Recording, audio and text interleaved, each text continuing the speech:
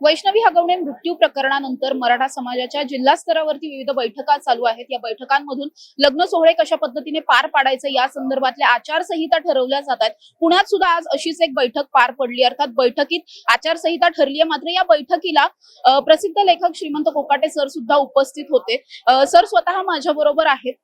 लेखक म्हणून किंवा इतिहास संशोधक म्हणून त्यांचं काम आपण आतापर्यंत पाहत आलो आहोत। त्यांच्या नजरेतून हे सगळं जे प्रकरण आहे किंवा आता जे काही सुधारणा होऊ घातलेल्या आहेत त्या थोड्याशा वेगळ्या आहेत, त्यामुळे खास त्यांच्याशी बातचीत करणार आहोत। सर, काय सांगाल आजची ही बैठकीची आचारसंहिता सगळ्यांना माहिती आहे, मात्र लेखक म्हणून किंवा एक अभ्यासक म्हणून तुमचा वेगळा दृष्टिकोन यातून काय? शिवचरित्राचा अभ्यासक म्हणून हे सांगू इच्छितो की आपल्या देशाचा आराध्य दैवत छत्रपती शिवाजी महाराज, शिवाजीराजेंनी हुंडा दिला नाही, हुंडा घेतला नाही, सामान्य कुटुंबातील मुलीचा विवाह स्वतःच्या राजपुत्रावर केला। हा वारसा आपण सगळ्यांनी जपला पाहिजे की शिवाजीराजेंनी हुंडा दिला नाही, हुंडा घेतला नाही। हुंडा देणं, हुंडा घेणं कायद्यानं गुन्हा आहे, पण त्याही पेक्षा तो सामाजिक अपराध आहे। त्यामुळे विवाह प्रसंगी वधू पक्षाकडे आणि वर पक्षाकडील दोघांनी अर्धा अर्धा खर्च करावा। लग्नासाठी जास्त खर्च करण्यापेक्षा तो पैसा शिक्षणासाठी, उद्योग व्यवसायासाठी खर्च करावा। त्यामुळे हुंडाबळीसारखे प्रकार होणार नाही। वेळेवर लग्न लावलं पाहिजे, प्री वेडिंग हे बंद झालं पाहिजे। त्याचबरोबर जी पत्रिका पाहतो आपण, पत्रिका सुद्धा अनिष्ट प्रथा आहे। या पत्रिका पाहण्यामुळं 5 वर्ष 10 वर्ष उशिरा लग्न होतात। मुला मुलींची आरोग्य पत्रिका पाहिली पाहिजे, मुलं मुली फिट आहेत का, त्यांचं आरोग्य व्यवस्थित आहे का, याचा देखील लग्नापूर्वी काउन्सिलिंग झालं पाहिजे। याची खूप गरज आहे, कारण उशिरा लग्न 35व्या वर्षी 40व्या वर्षी, त्यामुळे प्रजननाचे सुद्धा प्रश्न निर्माण झालेले आहेत।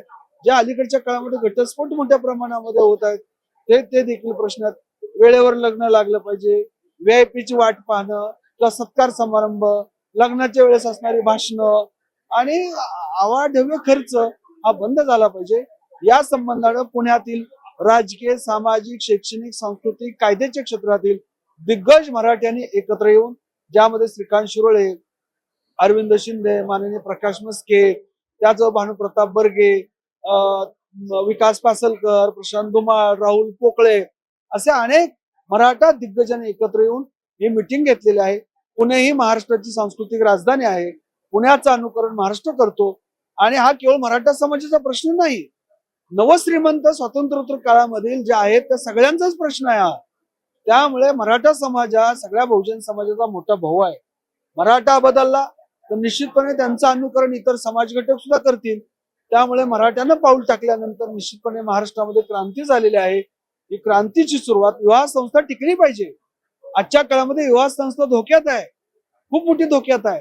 तर विवाह संस्था ही खूप महत्वाची संस्था आहे। आपल्या भारतीय संस्कृतीमध्ये 16 संस्कार सांगितलेले आहेत, त्यातला सगळ्यात महत्वाचा संस्कार विवाह संस्कार आहे। त्यामुळे तो अबाधित राहिला पाहिजे, टिकला पाहिजे, वृद्धिंगत झाला पाहिजे। त्या दृष्टीनं ही मीटिंग अत्यंत महत्वाची आहे। सर, इतिहासाच्या दृष्टिकोनातून एखादा असा विवाह सोहळा आहे जो आदर्श म्हणता येईल आणि ज्याचा पुन्हा किंवा एखादं पुस्तक असेल की ज्याचं वाचन करावं किंवा असा एखादा अनुभव? राजर्षी छत्रपती शाहू महाराजांनी कमीत कमी खर्चामध्ये लग्न केली। लग्न जमवताना, लग्न करताना कुठल्या पत्रिका पाहिल्या नाहीत, कुठला विलंब केला नाही। महात्मा ज्योतिराव फुलेंनी देखील विवाह कसे असावेत, कसे केले पाहिजेत, सार्वजनिक सत्यधर्मामध्ये त्यांनी विस्ताराने मांडलेला आहे। आणि छत्रपती शिवाजीराजेंचा आदर्श आपल्या समोर आहे।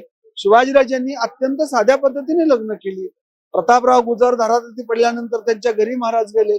प्रतापरावांची पत्नी रडू लागली, महाराज म्हणाले, ताई माझ्यासारखा भाऊ तुमच्या पाठीशी रडण्याचं कारण नाही। प्रतापरावांची पत्नी म्हणाली, पती युद्धामध्ये कामी आल्याचं दुःख नाही, पण माझी मुलगी उपवर झालेली आहे, तिच्या लग्नाची मला चिंता आहे। आणि मग शिवाजी महाराज म्हणाले, तुमच्या मुलीचं लग्न जमलं, मुलगा कोण? माझा मुलगा राजाराम, याच्याशी लग्न होऊन जाईल। आपला एक दिवंगत सहकारी जो जिवंत नाही, गरीब कुटुंबातील, त्या प्रतापराव गुजराच्या जानकीबाईचं लग्न राजाराम महाराजांबरोबर रायगडावरती लावून दिलं। त्यासाठी हुंडा घेतला नाही आणि आतषबाजी केली नाही। हा ऐतिहासिक वारसा आपल्याला मोठा आहे। नक्कीच धन्यवाद सर तुम्ही केलेल्या बातचीतबद्दल। जसं सरांनी सांगितलं त्या पद्धतीने अगदी छत्रपती शिवरायांपासून राजर्षी शाहू महाराजांपर्यंतचा इतिहास जो आहे तो आपल्याला साधे पद्धतीने आणि पारंपरिक पद्धतीने लग्न सोहळे कसे करावेत आणि विवाह संस्था कशी टिकवून ठेवावी हे सांगताना दिसत आहेत। त्यामुळे अत्याधुनिक पद्धतीने हे विवाह सोहळे न करता आपल्या ज्या काही परंपरा जसं सांगतायत तशा पद्धतीने साधे सुद्धा पणाने आणि टिकतील अशा स्वरूपाचे विवाह सोहळे, विवाह संस्था टिकवण्यासाठी सगळ्यांनीच प्रयत्न करण्याचे जे काही इतिहासात सांगितलं आहे तशा पद्धतीनेच हे हे सगळे प्रयत्न सगळ्यांनी करावेत असं सांगताना ते आपल्याला पाहायला मिळत आहे. कॅमेरा पर्सन निलेश सह Samruddhi Jadhav, top news Marathi, Pune. Technical आणि इंजिनिअरिंग एज्युकेशन देणारी नामांकित university BTech electronics and computer engineering 2025-26 या शैक्षणिक वर्षासाठी रजिस्ट्रेशन सुरू. पात्रता गणित विषयासहित इयत्ता 12वी उत्तीर्ण. प्रत्यक्ष इंजिनियर्स कडून टेक्निकल आणि इंजिनिअरिंग शिक्षण. जागतिक प्रकल्पांचा अभ्यास, ग्लोबल करिअर घडवण्याची संधी अशा वैशिष्ट्यांनी सुसज्ज अजिंक्य DY Patil university, the innovation university. संपर्क 83 29 14 26 65.